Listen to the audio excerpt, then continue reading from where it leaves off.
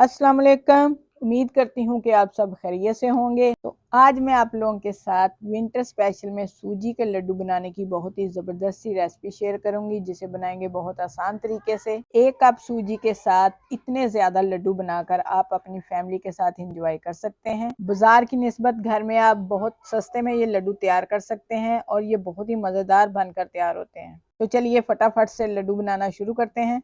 तो सूजी के लड्डू बनाने के लिए चूल्हे पर रखेंगे एक पैन। इसमें डालेंगे देसी घी 2 चम्मच। अगर आपके पास दूसरा घी है तो वो इस्तेमाल कर लें, ऑयल है तो वो इस्तेमाल कर लें। घी हल्का गर्म हो चुका है। अब इसमें डालेंगे 2 चम्मच बारीक कटे हुए बादाम और 2 चम्मच बारीक कटी हुई मूंगफली। इनको फ्राई कर लेंगे कलर चेंज होने तक। इनको फ्राई करना बहुत ज़रूरी है, अगर फ्राई नहीं करेंगे तो इनका जायका ख़राब हो जाएगा। बादाम और मूंगफली को हमने कलर चेंज होने तक फ्राई कर लिया है। अब इन्हें निकाल लेंगे एक प्लेट में, और साथ ही मैंने कुछ खजूरें हैं जिन्हें बारीक काट कर रखा था, उसको भी घी में अच्छी तरह से फ्राई कर लेंगे। इन तीनों चीज़ों को आपने तकरीबन 2 से 3 मिनट तक फ्राई करना है, इससे ज़्यादा नहीं करना वरना इनका कलर ज़्यादा ख़राब हो जाएगा और ये जल जाएंगी, फिर मज़ा नहीं आएगा आपको। तो यहाँ पर खजूर भी हमने फ्राई कर लिया, इसे भी निकाल लेंगे प्लेट में। अब दोबारा से उसी पैन में 1 चम्मच और घी डालेंगे और साथ ही इसमें डालेंगे 1.5 कप सूजी। सूजी को हमने छान लिया है। इतने ही घी के अंदर हमने सूजी को 10 से 12 मिनट तक अच्छी तरह से भून लेना है।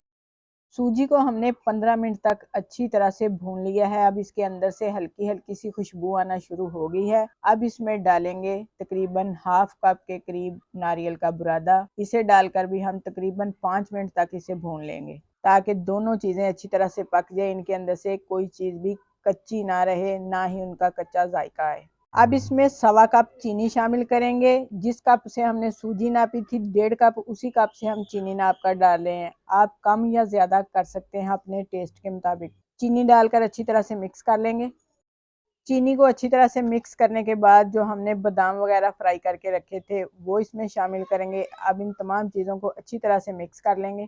इन तमाम चीज़ों को हमने अच्छी तरह से मिक्स कर लिया है। अब इसमें ½ कप के करीब दूध डालेंगे। दूध में मलाई वगैरह शामिल है, इससे ज़्यादा हम दूध इस्तेमाल नहीं करेंगे। अब ये दूध डालकर इसको दरमियानी आग पर 2 से 3 मिनट तक भून लेंगे। दूध डालकर हमने इसे 2 से 3 मिनट तक अच्छी तरह से पका लिया है। सूजी बिल्कुल तैयार है। अब इसे एक खुले बर्तन में निकाल कर 10 मिनट तक ठंडा करेंगे और फिर इसके लड्डू बनाएंगे। तो यहाँ पर सूजी को पड़े हुए 10 मिनट हो चुके हैं, काफ़ी हद तक ठंडी हो गई है। इसे हमने ज़्यादा ठंडा नहीं करना, अगर ज़्यादा ठंडा कर लिया तो इसके लड्डू नहीं बनेंगे।